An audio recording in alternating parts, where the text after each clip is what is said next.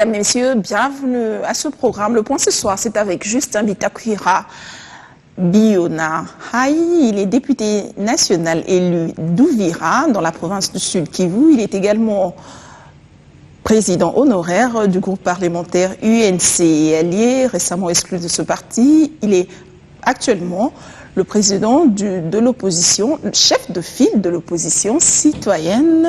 Honorable, bienvenue. Merci. Comment allez-vous? Oh, je me porte à merveille. Vous portez à merveille, mais votre base, non, parce qu'elle est terrassée par le choléra. Qu'est-ce qui se passe? Non, je crois que Uvira n'est pas atteint par le choléra. C'est vrai, c'est dans de petits coins d'une partie du Sud Kivu, mais Uvira n'est pas encore atteint quand même. Pour le reste, je crois que je vais bien. Et je viens récemment d'Uvira. Pour ceux qui suivent d'actualité, ils m'ont vu transporté au Chipoy comme un ancien empereur. Ça m'a beaucoup regaillardi, politiquement. Mais ça n'empêche quand même pas qu'on vous ait exclu du parti, d'où vous étiez quand même bien positionné. Vous faisiez partie des têtes pensantes de ce parti politique. Oui. De deux têtes pensantes, j'ai fait allusion à l'honorable Mayo également. Oui, je salue tout le monde en passant. Vital Kamere, le secrétaire général Ewanga, Mayo, tous les amis, Claude Lubaya, pourquoi pas Boudi. Mais je crois que à l'UNC, la marmite était devenue trop petite pour me contenir. Ok. Compte tenu de mes ambitions, parce que j'étais comme dans une tour d'ivoire où certains postes m'étaient interdits et même refusés, compte tenu de certaines contraintes politiques. Ok. Et quand j'ai reçu ma lettre d'exclusion... C'était un bon débarras pour vous? Pas seulement un bon débarras. Je ne peux pas être dans une société où on m'interdit d'accéder à certaines responsabilités avec les ambitions que j'ai. Parce que beaucoup de gens m'ont découvert en 2006 à l'Assemblée nationale, c'est vrai en 2011 à l'UNC, mais moi j'ai un passé et que personne peut-être ne dispose. Je suis 4 fois prisonnier de Mobutu, je suis 1 fois prisonnier de M. Laurent Désiré Kabila. Ah, ce sont des médailles? Non, ce sont des médailles. Quand j'ai fait la prison, 1 fois, si j'étais lieutenant, je deviens major. Et après, colonel, et pourquoi pas général. Or, pour un politique qui n'a jamais fait de prison, c'est comme un chrétien qui n'a jamais été baptisé. Il n'a pas droit, il n'a pas accès à la communion. Et c'est pourquoi il y a beaucoup d'embouteillages dans la réflexion et dans le combat de beaucoup de gens. Ils ont embrassé une carrière apparemment qui n'était pas la leur. Et c'est comme dit Napoléon Bonaparte, la plus grande immoralité, c'est de faire un métier qu'on ne sait pas. Et à l'UNC, j'ai pensé qu'il y a eu un embouteillage, il fallait que je m'en débarrasse. Mais je reste ami et frère à Vital Kamere. Alors, cette radiation ne vous a pas du tout surprise, parce que vous l'aviez provoquée suite à vos déclarations, par exemple. Vous étiez interdit de prendre part aux consultations présidentielles, mais au sortir de celle-ci, vous avez fait votre déclaration, avait surpris quand même beaucoup de gens. Vous avez opté pour la paix et non pour les élections, si l'on vous dit. Non, je crois que il y a quelque chose de sacré dont Dieu nous a dotés. C'est d'abord notre conscience. Est-ce que vous savez que notre conscience, c'est ça le secret de Dieu? Et quand un groupe ou un individu commence à t'interdire même que ta conscience ne fonctionne plus, donc tu deviens son esclave. Et j'ai refusé que quand nous avions créé l'UNC, que ça devienne une UNC comme l'église de Mukuna ou de Mutombo, où on dit Alléluia et tout le monde répond Amen. Ça, j'ai refusé. Là, si c'est une église que nous avons créée, là, je pourrais accepter. Mais comme c'est un parti politique, ce sont des débats d'idées où chacun apporte une contribution. Mais il y a quand même une ligne de conduite dans des partis politiques que vous êtes obligé de suivre selon les règlements d'ordre intérieur. Non, ce n'était pas ma première querelle à l'UNC, madame. Ma première querelle à l'UNC part de la victoire du M23, de la défaite du M23. Face aux forces armées et à l'intervention de la MONUSCO. Où effectivement, par rapport à ma liberté... Qu'est-ce qui s'était-il passé exactement? Compte tenu de ma liberté de penser, j'avais pris mon courage et alors, président du groupe parlementaire UNC allié, pour féliciter le premier et le dernier citoyen de la République en faveur de cette victoire, j'ai félicité les FARDC, j'ai félicité la police et tous les peuples congolais. Parce que depuis un certain temps, l'Ouganda ou le Rwanda étaient devenus comme nos maîtres. Quand ils toussent, nous tous on se couche. Et pour une fois, on s'est débarrassé de ces brigands. Il était dans mon obligation de pouvoir féliciter la République. Et quand je l'ai fait, mon parti est allé, à travers le secrétaire général, aller m'interdire que je ne veux plus engager l'UNC. Pourquoi moi je me suis permis de féliciter la République? C'est d'abord le premier couac. Et ça, c'était très grave pour la nation. Donc j'ai compris que parmi les camarades de l'UNC, il y en avait des complices avec les brigands du M23. Pourquoi chacun ne veut pas festoyer cette victoire? Et vous voyez, depuis la victoire du M23, plus ou moins nous avons respiré. Malgré ce qui se passe à Béni ou ailleurs, mais plus ou moins. Nous nous sommes lavés une honte nationale. Ok, on vous entend parler, on essaie de comprendre qu'il faut désormais fonctionner en électron libre dans les partis politiques. Il suffit seulement d'être en harmonie avec sa conscience, c'est ça? Non, pas nécessairement uniquement en harmonie avec sa conscience. Madame, et il y a 3 modes pour accéder au pouvoir. On accède au pouvoir par démocratie. On accède au pouvoir par insurrection populaire. Et on accède au pouvoir par la lutte armée. Maintenant, le chef de l'État convoque qu'il y ait dialogue.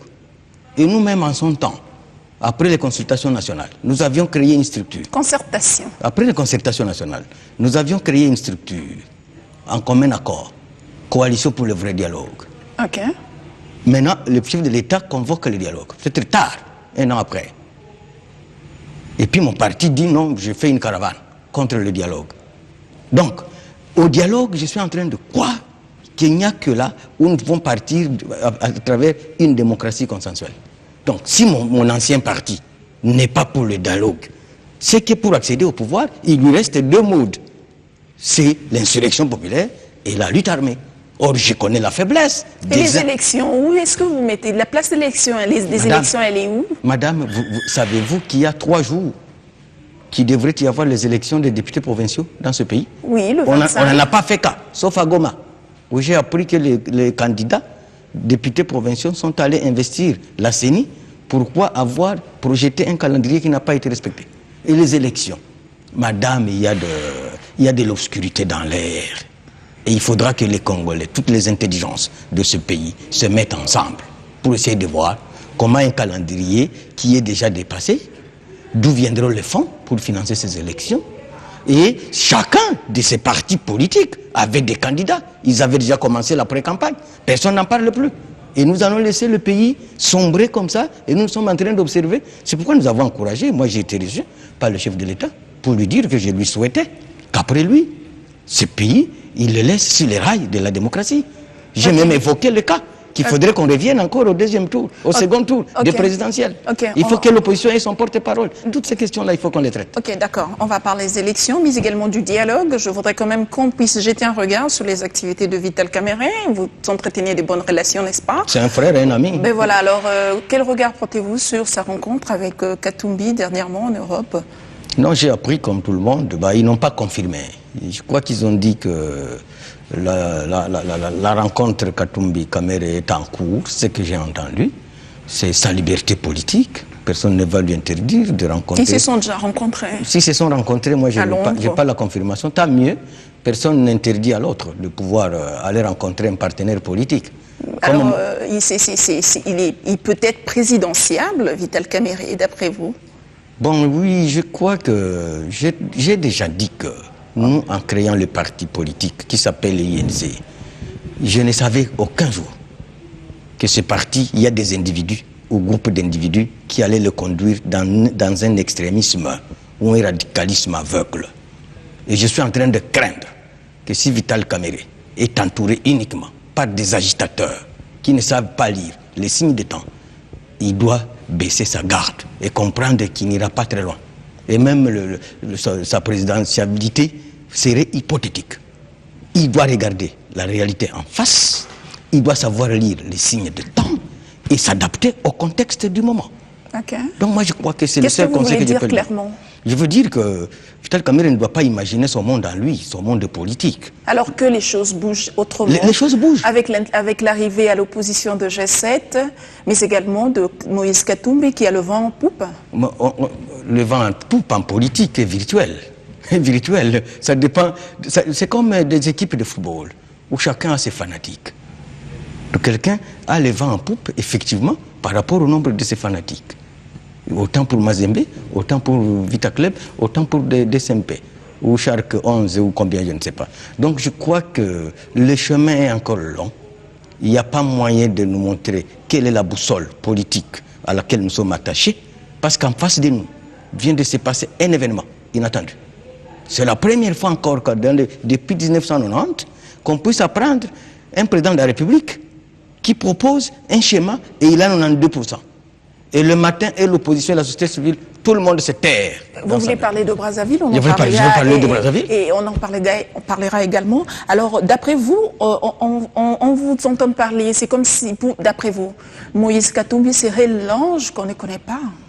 Moi, personnellement, je ne le connais pas, je ne l'ai jamais rencontré. Est-ce qu'il serait l'ange qu'on ne connaît pas? Non, vous connaissez l'adage, mieux vaut le diable qu'on connaît. Vous savez, il y a un proverbe. Lui, c'est l'ange qu'on ne connaît pas du tout, alors. Non, il y a un proverbe qui dit. Alors on doit se méfier. Un instant. Il y a un proverbe qui dit que ce n'est pas un poussin d'apprendre au coq que la poule n'a pas de mamelle. Nous faisons une analyse ici pour essayer de montrer effectivement d'où vient le pays, où il est et où il va. Que ce soit Katumbi, que ce soit Vital, que ce soit même le chef de l'État, et que ce soit moi-même. Le chef de l'État ne fait plus partie de la course. Non, nous devons d'abord intérioriser qu'en face de nous, il y a une équation à plusieurs inconnus. Nous sommes dans un processus électoral qui est boiteux. Donc, et l'ange, et le faucon, et la colombe, chacun de nous ne peut pas nous dire aujourd'hui, dans 6 mois, où sera la République. Personne. Okay.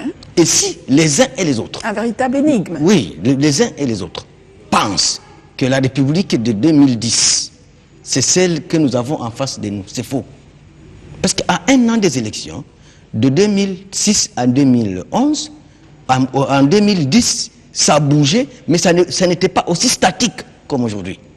Vous avez déjà vu un pays, dans un pays où on dépose les candidatures, on paye la caution. Il y a un calendrier programmé et proclamé, mais les élections ne se tiennent pas. Et vous vous dites en 2016, je serai président de la République. Vous serez président de la République par rapport à quoi? Où sommes-nous? Ok, mais ça n'a quand même pas empêché les élus nationaux d'en évoquer lors de leurs interventions. Lorsque hier, déjà, quand le Premier ministre est venu déposer son projet de budget 2016, toutes les interventions tournaient autour des élections 2016. Alors, vous pensez que ça n'aura... Le dessin, ce qui se dessine, ne promet pas qu'il y aura élection en 2016, c'est ça? Et que ça ne sert à rien du tout de budgétiser par rapport à ça et surtout d'en parler. Le conseil que je donne à la plupart de politiciens congolais est qu'il faut toujours éviter de vouloir aller au sommet en sautant quelques escaliers. Quand vous sautez quelques escaliers et vous voulez aller au sommet, vous finirez par descendre et la chute sera libre. Le cas de Vital Kamerhe, il a quand même franchi les étapes. Vous insistez sur Vital Kamerhe, je suis en train de... Mais justement, parce que vous venez de là. Vous êtes où maintenant? En passant, vous êtes où? Vous êtes de la majorité maintenant? Non, je ne suis pas de la majorité. Vous êtes où maintenant? D'ailleurs, je suis le meilleur opposant. Ok. Parce que l'opposition ne dit pas que celui qui est le meilleur en injuriant, c'est le meilleur opposant. C'est lui qui refuse même la victoire d'un pays, de son propre pays, que c'est le meilleur opposant. Non, pas du tout. Je voulais dire que je suis en train de décorer ma société.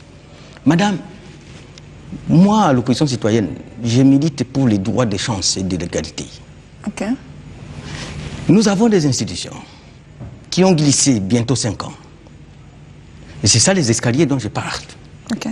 Nous avons déjà aligné des candidats comme des candidats députés provinciaux qui devaient procéder à l'élection des sénateurs. Maintenant, on saute. Le dépôt de candidature des députés provinciaux, non, ce n'est plus important. Nous allons maintenant au présidentiel et aux législatives nationales. Madame, je le dis, et que l'opinion me retienne. Si elle va me condamner, qu'elle me condamne. Mais que celui qui sait réellement faire l'objectivité, le discernement me comprenne. Et le président de la République, et les députés nationaux, nous n'irons pas aux élections pour la 3e fois en laissant les députés provinciaux et les sénateurs en place. S'il faut que ce pays disparaisse, nous irons faire les élections au ciel.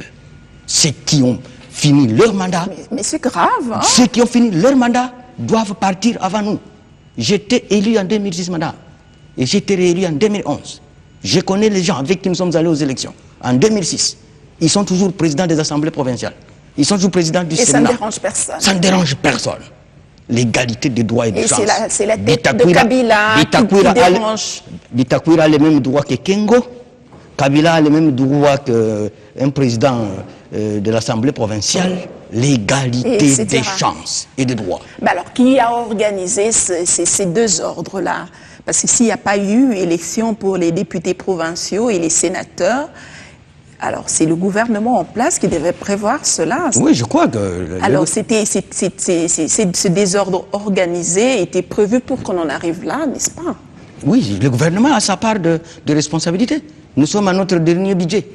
Le gouvernement a sa part de responsabilité. Et je l'ai dit. Et je crois que le gouvernement est conscient.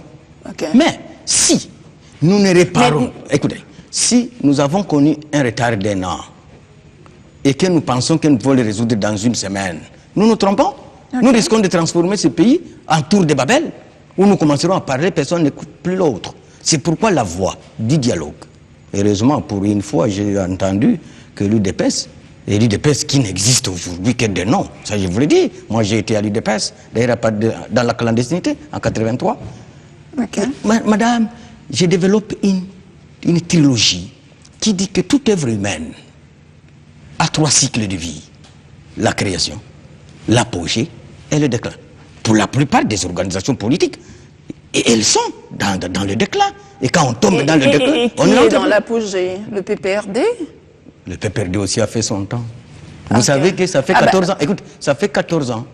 Que depuis que ce parti existe. Non, que le PPRD existe. Chez moi, à Ouvira, je n'ai aucun signe du pouvoir. Donc, à Ouvira, le gouvernement n'a jamais rien fait là-bas. Donc, c'est au compte du PPRD. Que nous, on nous considère comme si nous ne faisions plus partie de la République. Ok. Tu comprends? Okay. Mais entre-temps, il y a d'autres coins de la République qui se sont développés, des fois même plus qu'en Europe. Alors que cette égalité des chances et des droits, c'est ça que prône l'opposition citoyenne, madame. Pour nous, le bien c'est le bien et le mal c'est le mal. Si le mal vient de la majorité, je m'opposerai. Si le bien vient de l'opposition, j'encouragerai. Mais si le mal vient aussi de l'opposition, non, d'ailleurs, moi je suis en train d'opérer une révolution dans l'opposition. Okay. Et nous a fait perdre du temps pendant 33 ans. Bah alors, on va parler du dialogue maintenant. Oui. L'UDPS, qui n'existe plus que de nom, d'après vos propos. Le jour où Tshisekedi disparaît, l'UDPS ira comme l'impère. Vient d'écrire récemment une lettre à Ban Ki-moon pour la désignation d'un médiateur international en ce qui concerne le dialogue et menacerait par ailleurs cette tenue obligatoire d'élection en cette période, sinon l'UDPS appellerait au soulèvement populaire. Quel est votre avis là-dessus? L'UDPS appellerait à l'insurrection populaire. L'UDPS est encore capable de faire l'insurrection populaire. Il l'a fait en 1990, ça fait 33 ans, pas aujourd'hui. D'ailleurs 35 ans, pas aujourd'hui. Donc je crois que nous, comme nouvelle classe politique, nous devons combattre les aliénés. Ça, c'est l'aliénation mentale, madame. Ban Ki-moon a son pays, qui s'appelle la Corée du Sud. Tshisekedi a le sien, qui s'appelle la République démocratique du Congo. Il ne faut pas qu'il mette notre pays sous tutelle. Son regard, le regard de Tshisekedi. Mais il s'adresse à lui en tant que... Laissez-moi, je sais, c'est un patriarche que nous respectons tous. Nous tous, nous sommes les produits de l'UDPS. Mais à un certain moment, on essaie d'éviter les erreurs du passé.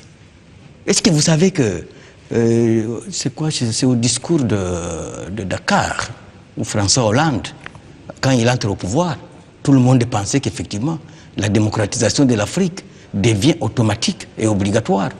Mais vous avez suivi sa position face à Denis Sassou Nguesso. Ce qu'il dit à Bruxelles, c'est à moins de 700 km de Paris. Okay. Qu'il aille vérifier ce qui se passe à Paris, à l'Élysée. L'Élysée soutient certains dictateurs chez nous en Afrique. Et tout le monde, les Kaméré, les Fayoulou, les Tshisekedi, ont les yeux braqués en Occident. Non, les solutions de la RDC viendront de nous-mêmes. Alors, pour ce faire, il faut absolument un dialogue que le commun de mortels ne comprenne pas, le contenu. Ce qui s'est dit, ce sera pour les financements des élections, etc.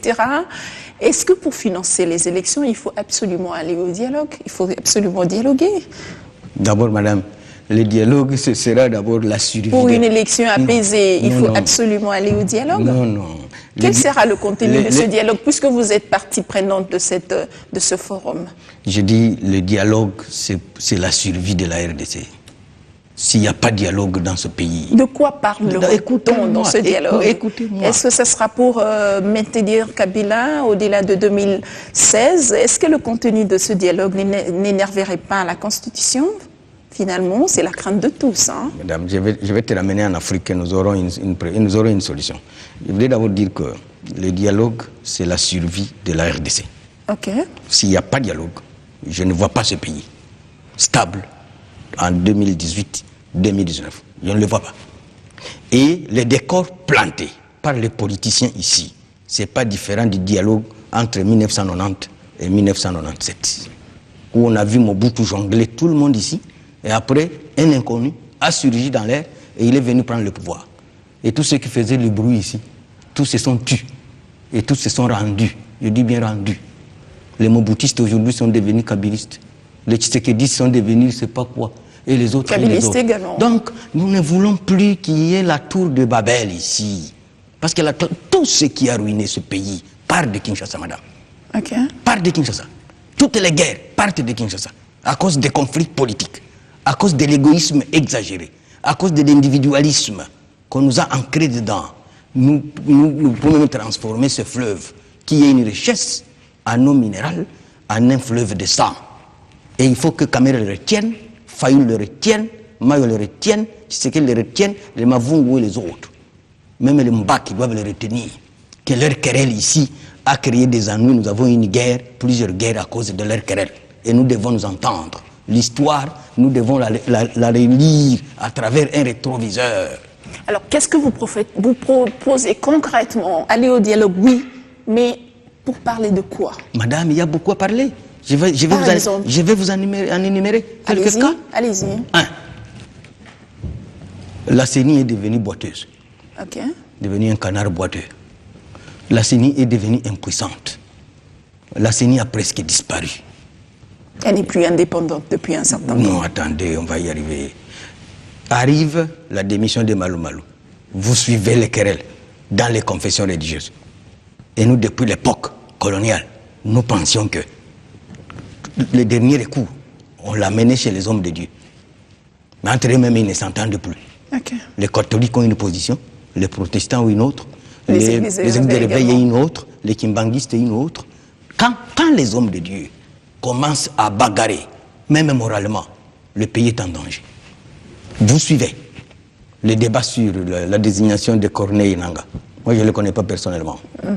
Mais on a l'impression que c'est quelqu'un qui pourrait maîtriser le rouage électoral.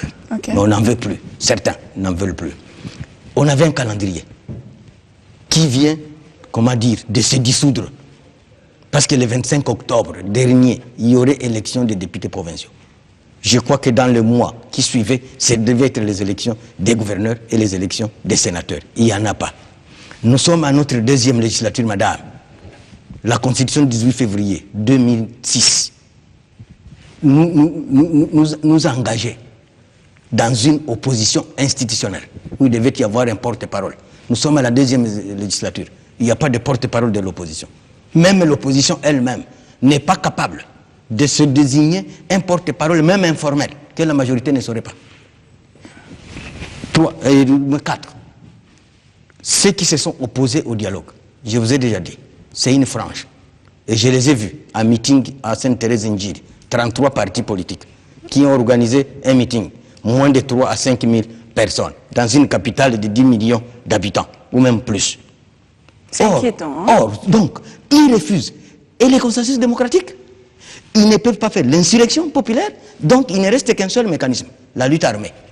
pour accéder au pouvoir. Parce que les opposants veulent effectivement accéder au pouvoir. En démocratie consensuelle, ils ne sont pas d'accord.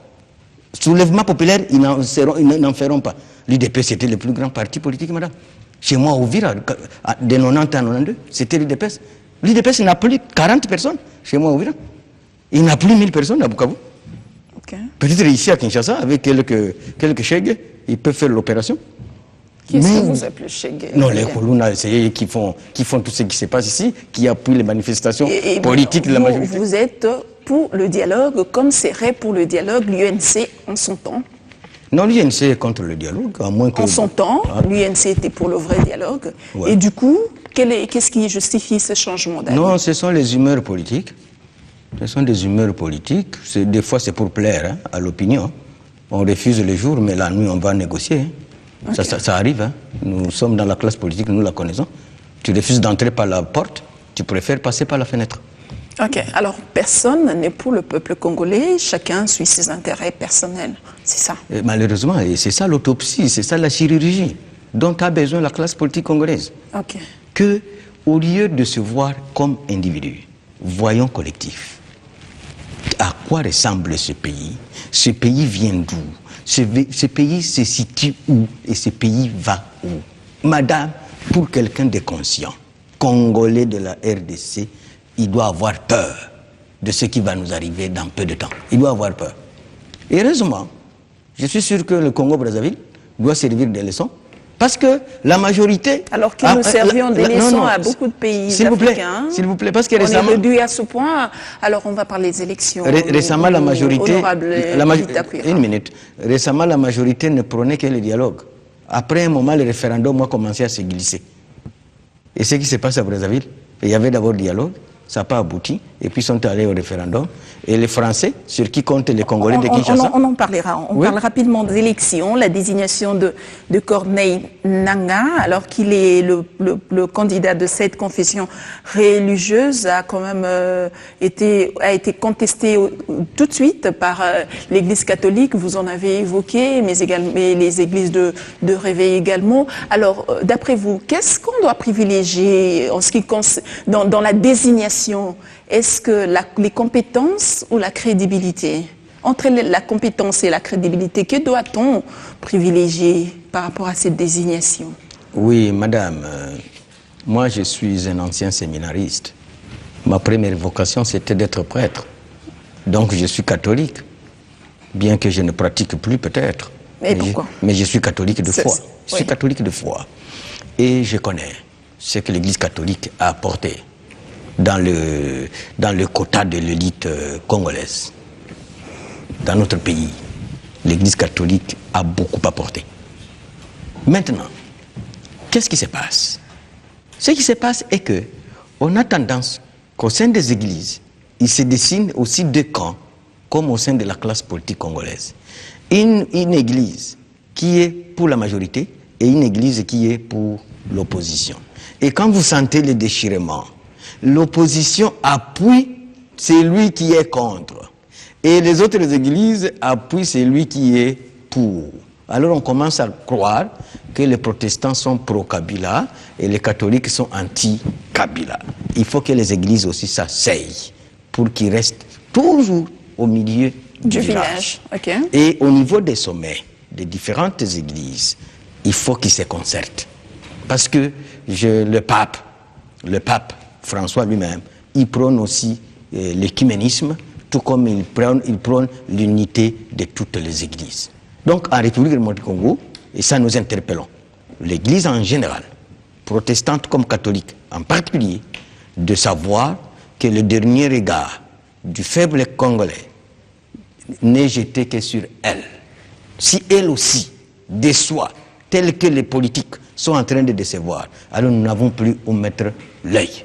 Mais il y a également les opposants, les politiques qui vont derrière la société civile pour imposer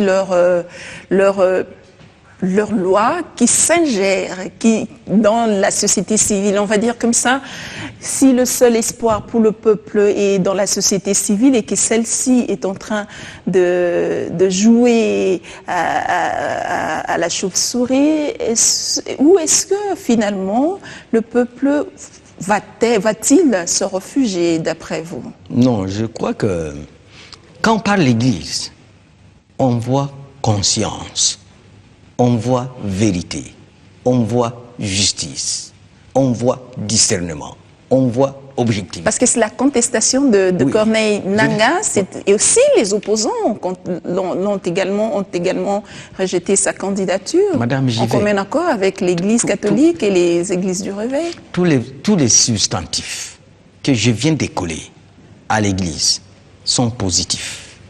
Il n'y a pas de négatif.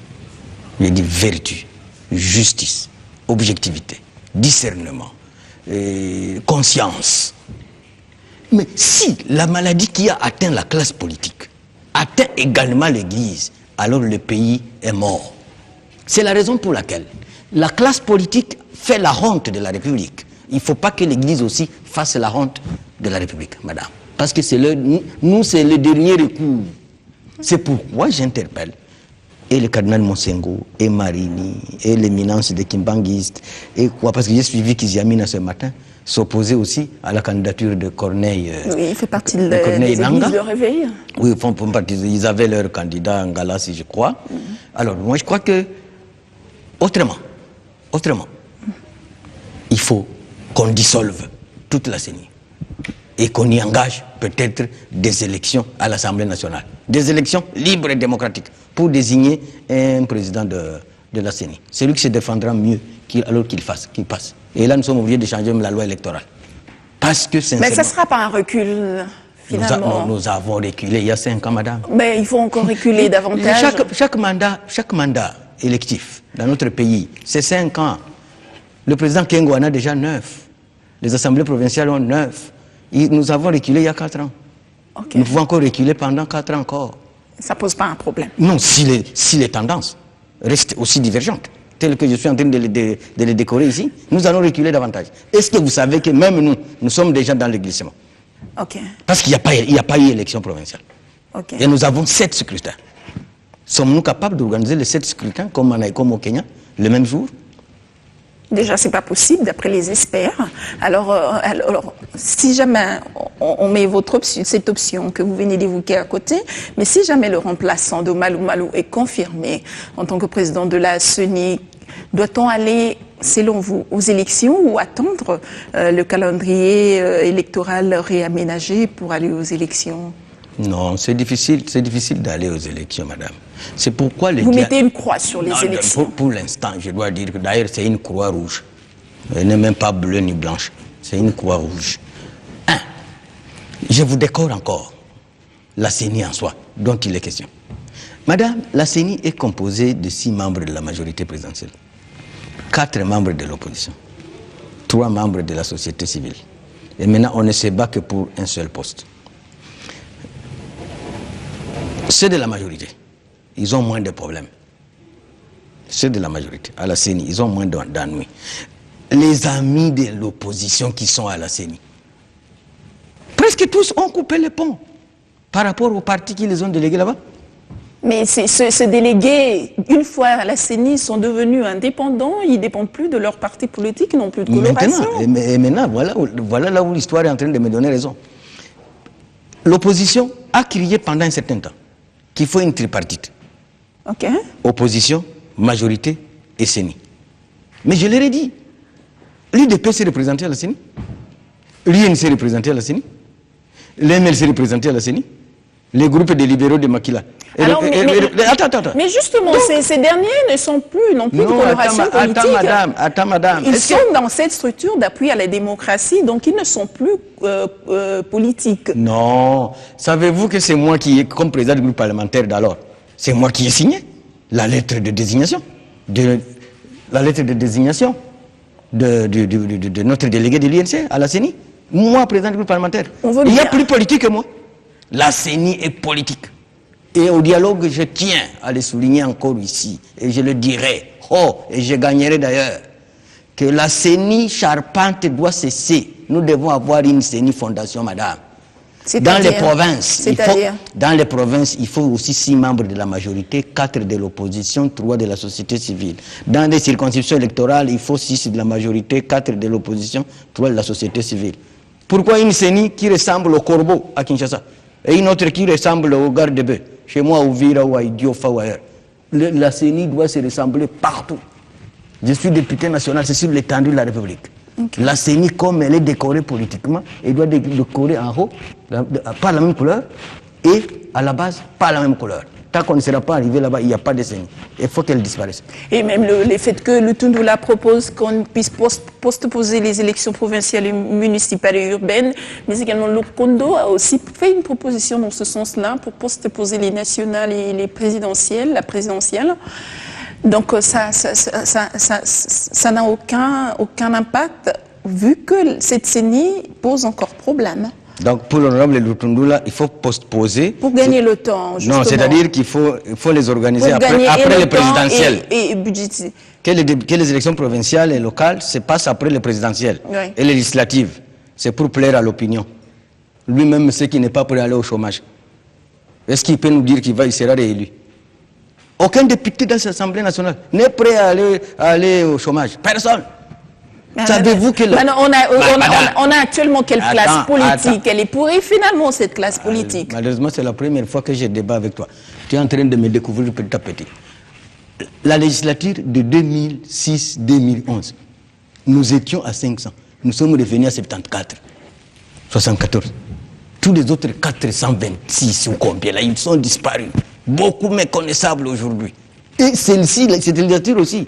Si on va aux élections aujourd'hui législatives, si nous revenons à 40, c'est beaucoup. Heureusement que moi je ferai partie. Si nous revenons à 40, ça sera beaucoup. Ok. Alors c'est lui qui veut plaire à l'opinion pour qu'on sache que non, lui vraiment il est prêt à aller aux élections. C'est vraiment pour plaire. Mais de l'intérieur, de lui-même, il sait qu'il voudrait être là-bas jusqu'en 2019. Parce que beaucoup savent qu'ils ne reviendront pas. Beaucoup. Et même les opposants que tu vois là en train de faire des bagarres, ma grand-mère les voit chaque soir, quand eux-mêmes disent sous cap, nous aussi il faut qu'on glisse. Ils veulent glisser tous. Votre grand-mère. Je vous dis. Et personne ne peut me contredire. De tous ces députés qui disent, il n'y a que moi qui voudrais aller aux élections. Parce que moi je serais réélu. D'ailleurs j'avais 80 000 voix, on m'a volé une 60aine de mille. Ok. Ce mandat ici, je serais élu par 100 000 voix, plus ou moins. Donc il n'y a que moi qui peux me targuer la poitrine pour dire allez aux élections. Tous les autres, je crains. Les 499, tout le monde. Que répondez-vous à ceux qui pensent que vous êtes prétentieux? Je ne suis pas prétentieux. J'ai fait la politique avec les ambitions nécessaires. Ok. Et je n'ai sauté aucun escalier, aucun. J'ai commencé la politique au village, je suis allé au groupement, je suis allé à la collectivité, je suis allé au territoire, à la province, et me voici au niveau national. Je n'ai sauté aucun escalier. Tous les parachutistes, ils se connaissent. J'ai dit même aux amis, est-ce que tu peux faire la politique à l'âge de la retraite? Vous parlez de Wanga? Non, pas est-ce que Wanga a déjà l'âge de la retraite? Ok. Lui, il est encore très solide. Ok. Mais je voudrais le voir à Ikela 3 fois par an. 3 fois par an. Parce que je suis en train d'opérer une révolution dans l'opposition et dans la majorité. D'accord. Les gens qui sont perchés ici à Kinshasa, en train de nous rabattre les oreilles, mais chez eux, ils ne représentent pas grand-chose. Bientôt, ils vont disparaître sur la scène. Nous, on va traiter entre leaders. On ne va pas traiter avec les gens qui n'ont rien dans la JPCR. On ne va pas. Il faut que j'aille chez moi, à Ikela ou à Idiofa, je ne sais pas où, on sent que je suis là. Moi, quand je suis à Ouira, il n'y a pas d'arrestation arbitraire. Il n'y en a pas. Parce que c'est arrestation arbitraire, un coup de téléphone. Monsieur, examinez le cas de ce monsieur. Si tu sais qu'il a tort, condamne-le. S'il a raison, libère-le. Et des fois, on vient me dire, on vient de me libérer. Voilà un homme. Ok. Voilà un représentant du peuple. Voilà, ok. Ça ne nous étonne pas quand vous parlez de vous. Je ne suis pas prétentieux. J'ai des ambitions légitimes, madame. Ok, d'accord.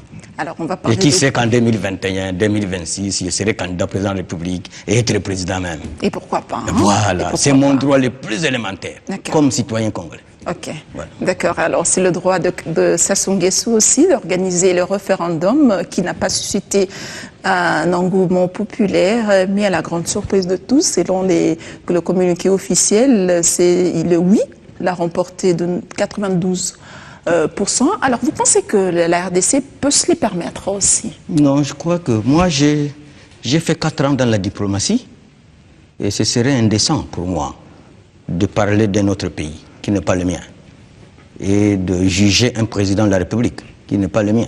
Je vous demande, la question est celle de savoir, est-ce que la RDC peut se le permettre aussi?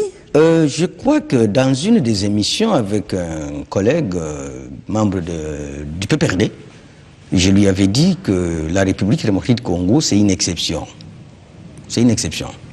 Et c'est pourquoi, à l'époque, nous qui avons eu l'âge, moi je suis pas panafricaniste, j'ai fait beaucoup de pays d'Afrique à cause de ça, parce qu'on pensait que le décollage de l'Afrique partirait de la RDC.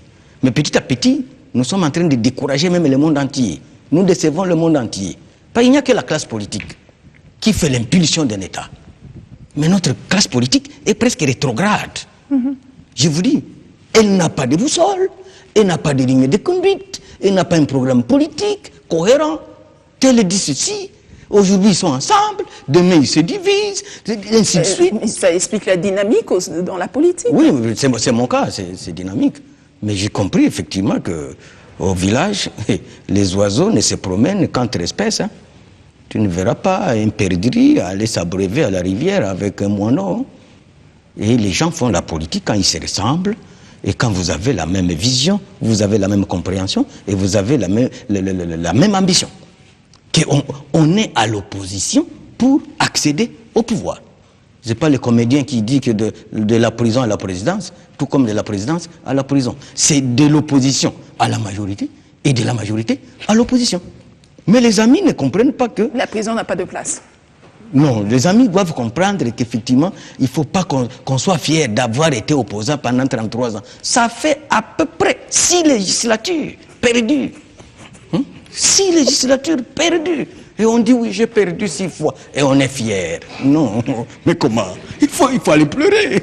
Ok, vous êtes unique dans votre genre. Alors, on va parler de l'élégance qu'a fait preuve Jacques Kayak, le président de la Tanzanie. Est-ce qu'on peut espérer aussi cela de Joseph Kabila? Bon, je crois que la Tanzanie, c'est le modèle africain en démocratie. Okay. C'est le modèle. Et c'est mon pays voisin. Moi, je suis d'Ouvira. Je suis frontalier de peu près 5 pays sur 9 qui entourent la République démocratique du Congo. Et la Tanzanie, ça je vous dis, parce que je suis frontalier par la Zambie, à travers le lac Tanganyika. Okay. La Tanzanie par Kigoma, le Burundi, et le Rwanda par Kamanyola. Et entre-temps, nous allons en Ouganda comme nous allons au Kenya, par route ou par avion, comme nous voulons. Parce que nous sommes presque plus liés à l'Asie qu'à l'Europe. Maintenant, pour Jakaya Kikwete, je dois d'abord vous dire que Nyerere est décédé, je ne sais pas, vers les années 87 ou 89. Il y a plus ou moins 4 chefs d'État vivants en Tanzanie. Et ils se côtoient. Ils ont des immunités, des anciens chefs d'État. Et ils ont fait l'histoire de leur pays. Okay. Lors de ma rencontre avec le chef de l'État pour la consultation, pour le dialogue, en tout cas, je n'ai pas hésité de le lui dire qu'il faut que l'histoire retienne votre nom en boule d'or, en laissant ce pays sur les rails. Okay. Et les rails seraient l'élégance politique. Et il n'y aura pas de démocratie dans ce pays que vous allez laisser avec un seul tour au présidentiel. Okay. Il faut revenir aux 2 tours. Là, vous aurez laissé un pays en paix.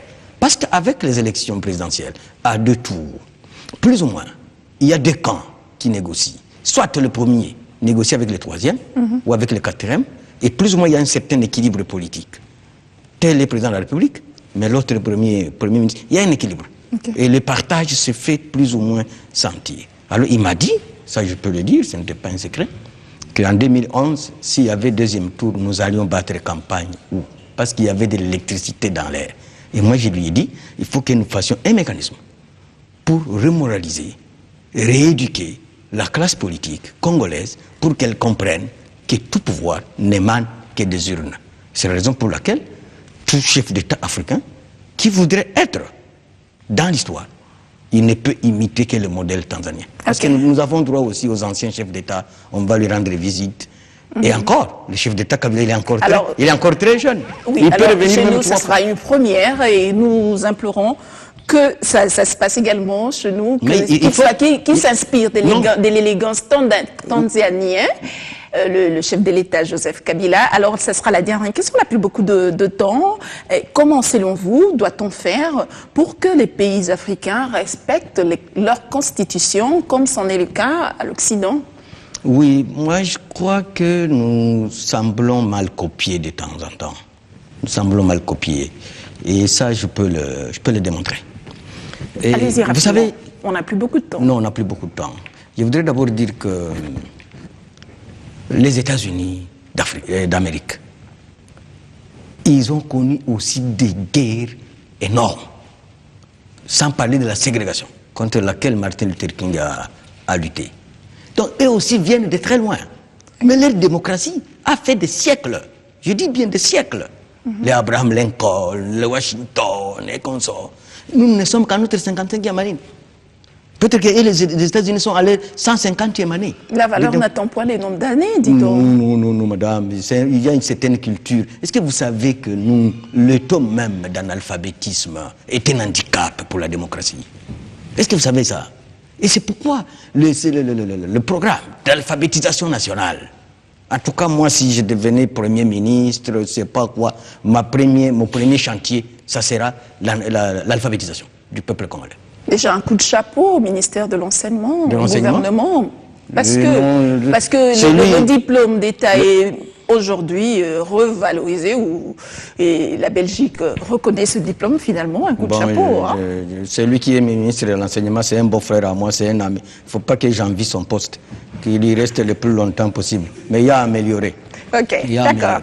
Alors, honorable Bitakwira, je vous remercie. Vous êtes spécial. C'est moi qui vous remercie. Alors, merci également à vous. Vous êtes également spécial. Hein? On se retrouve le mardi prochain à 20h30. Mais entre-temps, vous voyez ce programme demain 7h15, mais également le vendredi à 22h30. Portez-vous bien et restez avec nous sur B1.